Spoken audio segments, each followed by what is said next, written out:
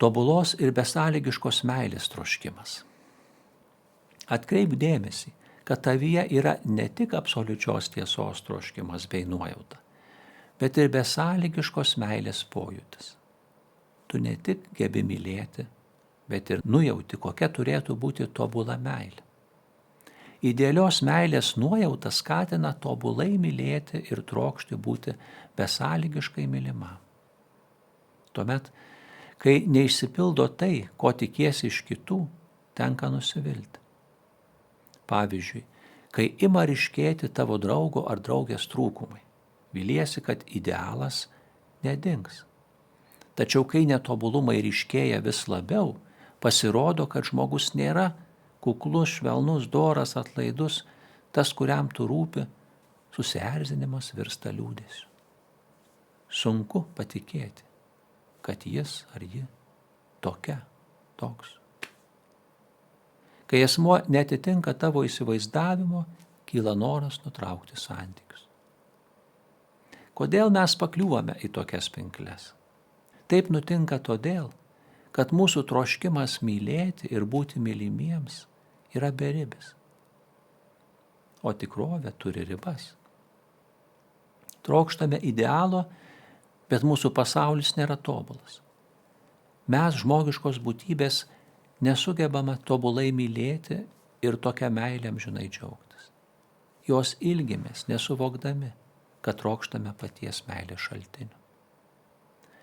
Žymus 5 amžiaus bažnyčios mąstytojas šventasis Aurelijus Augustinas po ilgų dvasinių ieškojimų ir klystkelių pripažino, kad žmogaus širdis nerami tol, kol neatsiilsi Dieve. Vėlai tave pamilau, grožybė tokia sena ir tokia nauja, vėlai pamilau tave.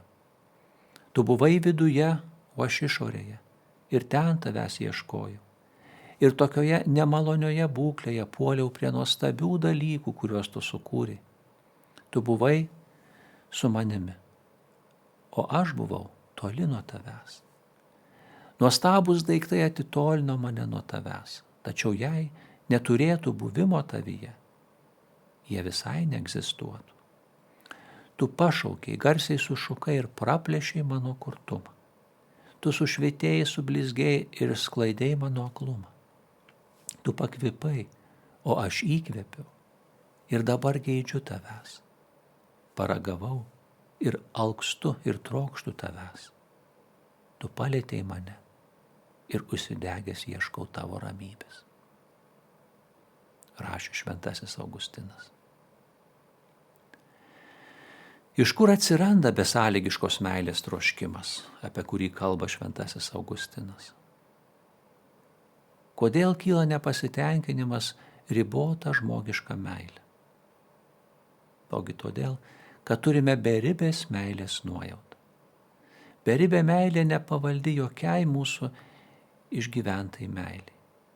Dėl to sukelia nepasitenkinimą kiekviena meilė turinčia ribas.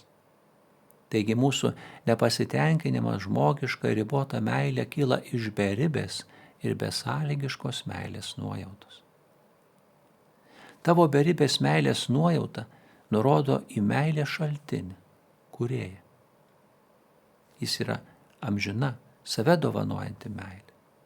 Dievo, amžinos ir beribės meilės troškimą patenkinsi tik atsivėręs tave mylinčiam Dievui.